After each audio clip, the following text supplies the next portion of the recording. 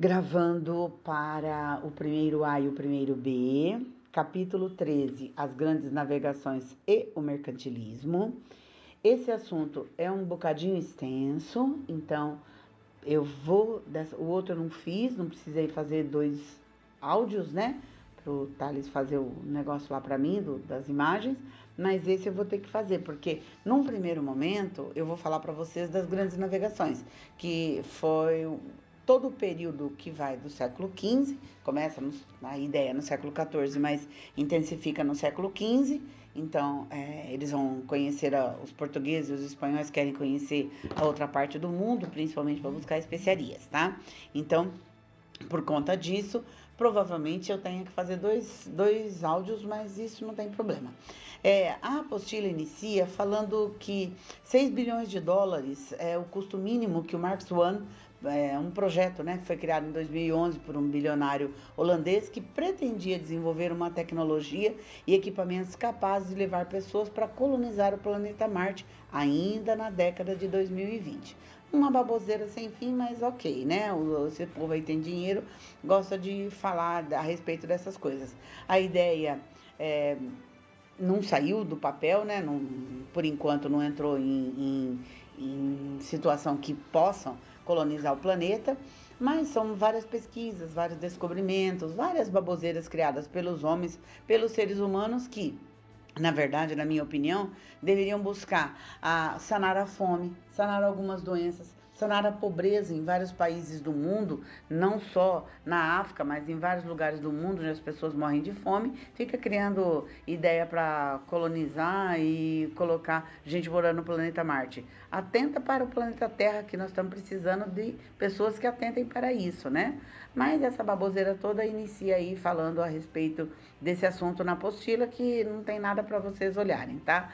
Na página 16, que é logo que começa, né, tem a imagem da divulgação de como seriam as instalações do projeto Mark Swan, né, bem parecido com esses filmes futuristas. Aí fala das rotas comerciais e as especiarias. Então, num primeiro momento, vocês têm que lembrar que as especiarias, elas eram encontradas nas Índias.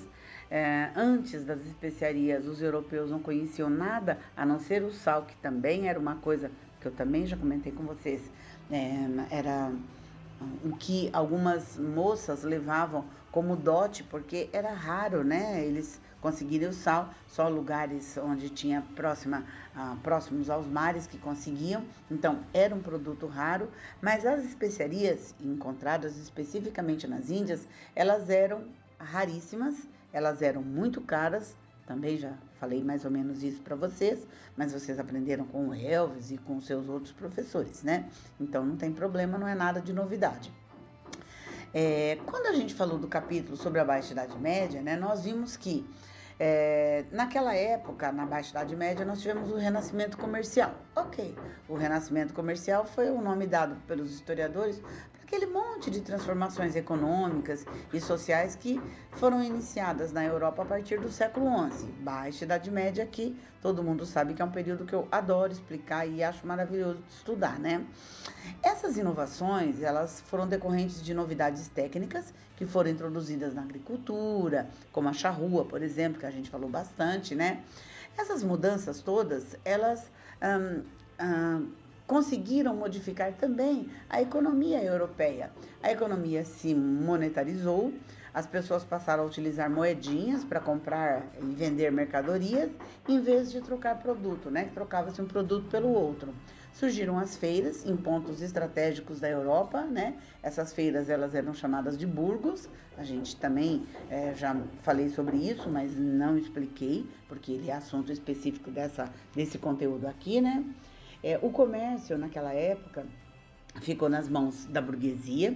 A burguesia concentrou a riqueza e passou a negociar tudo o que tinha, né? Principalmente artigos de luxo que vinham do Oriente, joias, perfumes, tecidos, outras mercadorias, né? Passaram a negociar. As cidades mais importantes eram as italianas de Gênova e Veneza, que ficavam na Península Itálica, né? Elas intermediavam e comercializavam todas aquilo que vinha do Oriente, entre Oriente e Ocidente. Enriqueceram bastante, a burguesia dessas duas cidades ficaram cada vez mais ricas. vocês têm um mapa que depois vocês vão olhar, pequenininho, falando sobre o comércio, né? De todos os produtos que vinham do Oriente, o que mais interessava aos europeus eram as especiarias. Pimenta do reino, cravo, canela, noz moscada, o gengibre, o açafrão e algumas ervas aromáticas. Elas eram usadas em receitas medicinais, em rituais religiosos, em cosméticos, em perfumaria e, claro, né, para preservar e temperar carnes. Naquele tempo, a população europeia, ela abatia os rebanhos que eram destinados à alimentação antes do inverno, porque não haveria pasto para os animais, né, nos meses de frio. Para preservar a carne, né, eles costumavam salgá-la, o que deixava o alimento com sabor muito desagradável. Com a introdução das especiarias, foi possível conservar carnes por longos períodos e deixá-las com um sabor assim, mais agradável, né? Nesse processo todo, a gente teve que, em 1453, os europeus tiveram que vivenciar com a queda de Constantinopla pelos turcos otomanos. A Constantinopla é localizada no Estreito de Bósforo, né, entre o Mar Negro e o Mar de Mármara. Hoje em dia é a cidade de Istambul, e essa cidade era o local onde havia o maior comércio de produtos vindos especificamente das Índias, né? Os árabes realizavam esse comércio ali na cidade de Constantinopla, que era uma cidade muito importante, muito rica e tudo mais, né? Aí tem lá na página 18, tem para vocês tomarem nota, né? Que é o que eu acabei de falar. A cidade de Constantinopla é atualmente a cidade de Istambul, fica na Turquia, e na época foi a capital do Império Bizantino, que nós também já falamos, tá? Quando o controle de Constantinopla foi assumido pelos turcos otomanos, eles passaram a aumentar muito as taxas cobradas para as caravanas pararem ali, as caravanas dos mercadores, né? Realizarem o comércio. E aí o preço das mercadorias subiram muito, porque se aumentou essa tarifa, eles iam aumentar no preço do produto, né? Então o comércio asiático o comércio realizado pelos europeus com produtos asiáticos, ele entrou numa queda terrível, né? Porque é óbvio, se eles estavam pagando um imposto maior, eles tinham que cobrar mais. Cobrando mais, as pessoas diminuíram a compra. E aí, o que vai acontecer? Nós vamos entrar no pioneirismo português. Então, os portugueses já tinham essa vontade de realizar esse comércio, né? De serem os pioneiros disso tudo, desse comércio, que eles não eram genoveses e venezianos.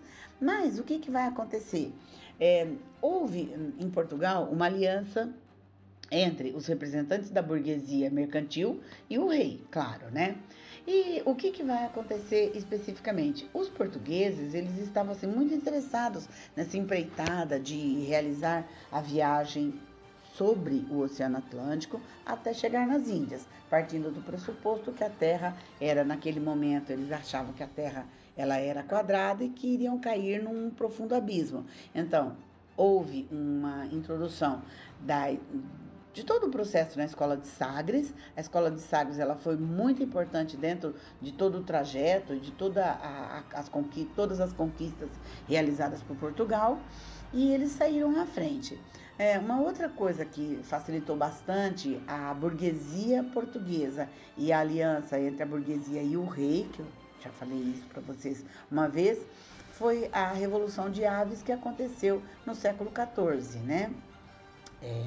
O Dom João Mestre de Aves, ele deu assim muita importância para essa vontade que os portugueses tinham de conhecer, desvendar os mistérios do Atlântico para chegar nas Índias. Então isso deu um impulso para Portugal. No começo do século XV, né, essa aliança entre o rei e a burguesia mercantil começou ajudando essa expansão territorial de Portugal. Essa expansão territorial levou os portugueses a buscar outros objetivos. Eles queriam chegar na África, queriam chegar nas Índias, encontrar a África. Eles queriam conquistar uma série de lugares, né? Principalmente as Índias, que era de onde saíam as especiarias. Em 1415, eles conquistaram uma rica cidade no norte da África, que é a cidade de Ceuta. Isso está na página 19, tá?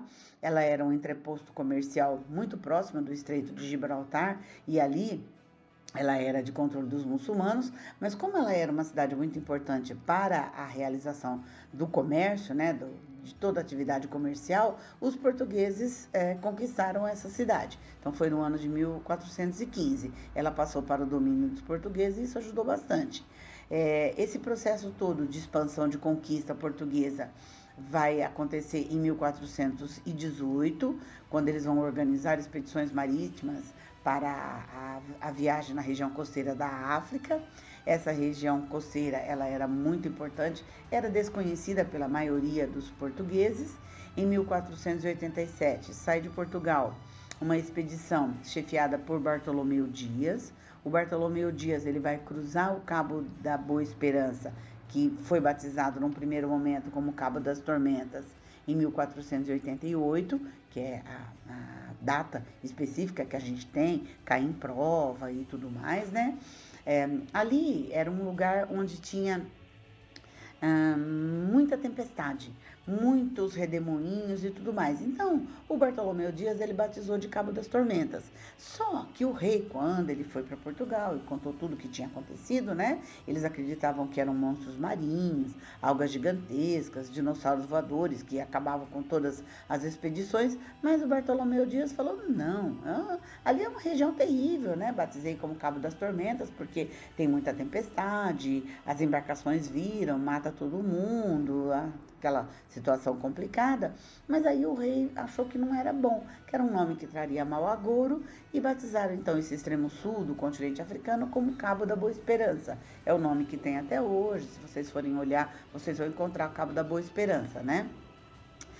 Aí facilitou, eles chegaram na região de Madagascar, né, o Bartolomeu Dias, mas ele voltou para Portugal. Os portugueses, quando o Bartolomeu Dias volta e conta tudo o que aconteceu, os portugueses falaram, nós já estamos com um pezinho tá nas Índias, né? Aí, mas demorou mais 10 anos para eles montarem uma outra expedição, essa em 1498, chefiada pelo Vasco da Gama, né? Pintada pelo Vasco da Gama, vai chegar, contorna a região do Cabo da Boa Esperança, alcança o Oceano Índico, vai margeando, né, a costa oriental da África e chega nas Índias. Esse caminho, essa descoberta por esse caminho foi muito importante para os portugueses. Eles praticamente foram os primeiros a chegar por essa região, né? O Vasco da Gama, ele tinha, na viagem dele começou com 170 homens, eram divididos em 4 navios, mas apenas 2 embarcações com 55 marinheiros é que retornaram para Portugal. Mas uma coisa importante, quando o Vasco da Gama chegou nas Índias, viu tudo aquilo, principalmente as especiarias, ele levou para Portugal um lucro de 6.000%. Portugal era, naquela época, né, finalzinho do século XV, o país mais rico da Europa. Página 20, as pesquisas náuticas. Eu já tinha dado assim uma introduçãozinha no assunto para vocês, mas é que Portugal só pôde ser o pioneiro a fazer tudo isso porque todos esses feitos, né, foram resultado de um grande esforço de muito tempo que os portugueses se dedicaram à pesquisa e aos estudos náuticos. Cartógrafos, geógrafos, matemáticos, astrônomos, né, toda essa gente aí foram separados e se organizavam. Eles eram amparados na escola de Sagres, né? Muitos dos conhecimentos que eles tinham, eles foram conhecimentos desde a época, né, da Grécia. Eles se aprofundaram e aperfeiçoaram o desenvolvimento de vários instrumentos que eram capazes de auxiliar nas grandes navegações. Dentro desses instrumentos, a nossa apostila destaca a bússola, que foi inventada pelos chineses mais de 1000 anos antes, o quadrante, que era usado para fornecer a latitude de uma embarcação, o astrolábio, que é um aparelho utilizado para determinar a posição do navio, né, tomando por base a posição das estrelas. Fazendo uso de todos esses equipamentos, eles puderam desenvolver uma série de coisas diferentes para as navegações da época. Antes do descobrimento da caravela, da criação, não foi descobrimento da caravela, né, que foi uma embarcação criada pelos portugueses, eles conheciam as naus, N-A-U-S. As naus, elas eram embarcações feitas de madeira, elas eram muito pesadas e elas eram, assim, demorava para desenvolver a velocidade em alto mar. A caravela não, elas eram leves, elas tinham essa vela, né, media de 20 a 30 metros e o comprimento de, não, 20 a 30 metros de comprimento, 6 a 8 metros de largura, então não precisava do remo especificamente, né? E aí elas eram impulsionadas por velas triangulares. O que vai acontecer? A caravela, ela não era muito adequada para carregar muitas provisões, água e alimento, ou mesmo mercadorias, né? Só que o que acontecia? Os marinheiros, eles conseguiam viajar nas caravelas, por elas não serem, assim, muito devagar, as viagens, elas eram menos demoradas, tá? Assim, demorava em média 12 meses, daí para mais, tá? Aí, o que vai acontecer? Essas viagens, elas passam a se tornar bem intensas e os portugueses realizam aquilo que eu já falei. Eles conquistaram a cidade de Ceuta, depois conquistaram a região costeira da África, depois a região sul da África, né, que é o Cabo das Tormentas, depois Cabo da Boa Esperança e depois, em 1498, as Índias. Mas aí, o que vai acontecer? A Espanha, ela não queria ficar por trás dessa correria toda, né? Eles também queriam ter um pedacinho, né, de todas as especiarias que vinham das Índias. Então, o que vai acontecer? O Bartolomeu Dias, ele já é fato, né? Já tinha atravessado o Cabo da Boa Esperança e tudo mais. Só que tinha um cara, ele era italiano, Cristóvão Colombo, e ele já tinha falado lá foi contar suas ideias, seus estudos, que ele era assim muito dedicado, ele estudava muito, né? Ele falou para o rei de Portugal. O rei de Portugal, como já tinha tudo isso que eu já expliquei, né, esses conhecimentos, não se interessou nada pelo que ele falava. Mas os espanhóis, baseando-se no casamento dos reis católicos, né, o Fernando de Aragão e a Isabel de Castela, eles não tinham conseguido estar à frente ou estar do lado dos portugueses quando no processo das grandes navegações. A preocupação dos espanhóis era a expulsão dos mouros do seu território. Então eles estavam atrasadinhos, né? Então quando o Cristóvão Colombo chegou até eles, contou toda a sua ideia, né, do que ele via, ele tinha uma ideia que ele imaginava que não precisava navegar no sentido como os portugueses navegaram. Ele não imaginava que tinha a América, né? Então ele achava que ia navegar no sentido oeste, ele atravessaria por trás dos continentes e chegaria a leste. Não deu muito certo, tá? Mas ele conseguiu descobrir a América, que é o assunto que a gente vai falar. E aí, o que vai acontecer? O Cristóvão Colombo, ele propôs aos reis católicos, né? E os reis católicos falaram, ó, vamos chegar ali, né?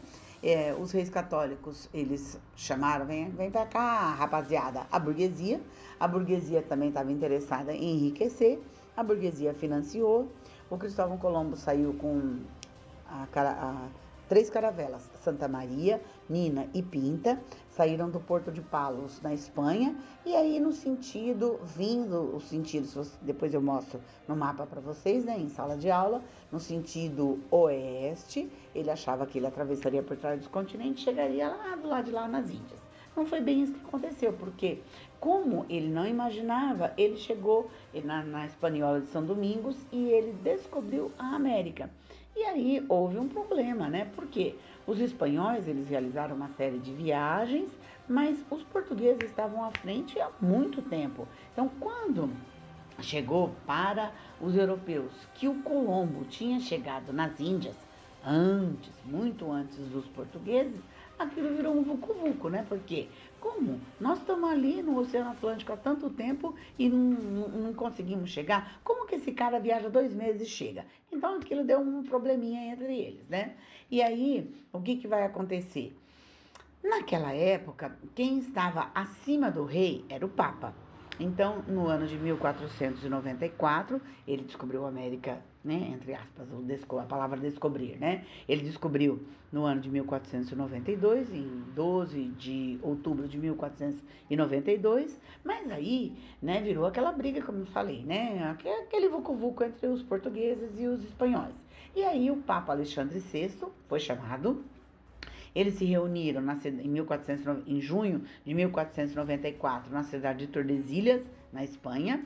E o Papa Alexandre VI, ele falou, ó, seguinte, vamos aí, vamos ficar na paz aí, rapaziada, e vamos traçar aqui um negócio para vocês ficarem bem. Aí ele criou uma linha imaginária, cortando o planeta de norte a sul, 370 léguas, dá mais ou menos, né, de acordo com a apostila, tá? 2,5 mil quilômetros do arquipélago das ilhas de Cabo Verde.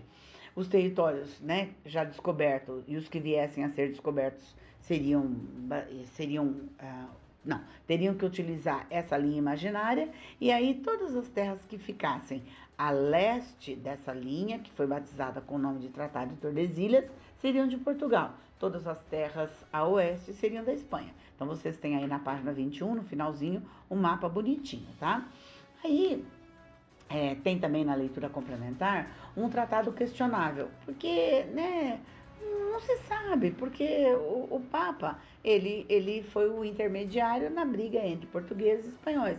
Só que o rei Francisco I, que era o monarca absolutista da França, ele falou, olha, eu tô querendo ver aí, eu quero ver onde está no Testamento de Adão que exclui a França de toda essa divisão aí. Os ingleses também não gostaram, mas o Francisco I, que era esse monarca absolutista da França, ele falou, olha, vamos fazer uma reunião. Chama Deus aqui, chama o Adão, vamos fazer aqui. Eu vou mandar um WhatsApp. Se eles responderem, ok. Mas como ninguém respondeu nada, a briga ficou, tá? Aí depois, o que vai acontecer? Então, aí eles chegaram, não teve WhatsApp, não teve coisa nenhuma, né? A França foi excluída de toda essa divisória e o mundo ficou dividido pelo Tratado de Tordesilhas entre portugueses e espanhóis. Muito bem. Como em 1498 o Vasco da Gama ele tinha chegado às Índias e tudo mais que eu já falei, né? Um lucro de 6.000%. Os portugueses se reuniram, né? Depois do Tratado de Tordesilhas, tarará. A burguesia portuguesa foi chamada, né? O rei falou, ó, vamos conversar, vamos ver. Nós precisamos fazer uma outra viagem, né? Um lucro de 6.000% a gente não quer perder. E aí, saindo de Portugal, o Pedro Álvares Cabral, ele era uma pessoa importante, tá? Claro, né? Não eram pessoas pobres, né? Eram pessoas importantes que tinham ligação com o rei. Ele saiu de Portugal em 1500. O objetivo principal do Pedro Álvares Cabral era chegar às Índias novamente, lógico, né? Porque afinal de contas o lucro estava lá nas Índias. Só que o que vai acontecer? De acordo com o que todas as anotações, né, realizadas pelos tripulantes, né, dessa viagem do Cabral, uma calmaria tirou da rota para eles chegarem a passarem direto e irem para as Índias, e ele deu uma paradinha, um pit stop aqui no Brasil. Então vocês têm um mapa. Deixa eu olhar a página. A página é na página 22, é um mapa muito lindo. Eu adoro esse mapa das rotas das navegações portuguesas, Eu acho esse mapa maravilhoso, né?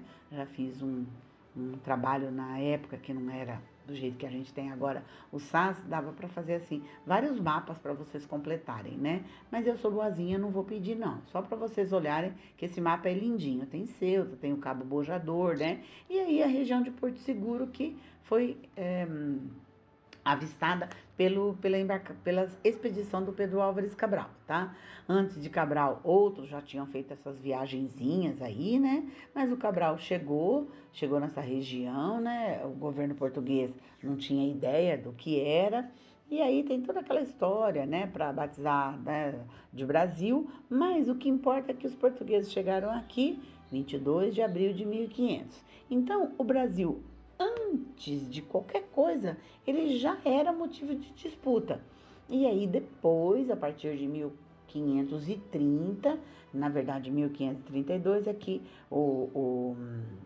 Martim Afonso de Souza, ele vai chegar para colonizar, mas essa é uma outra história, tá? Então aqui a gente para, depois, num outro momento, eu vou falar do mercantilismo, num outro áudio ou na sala de aula mesmo, ainda não sei. Muito obrigada.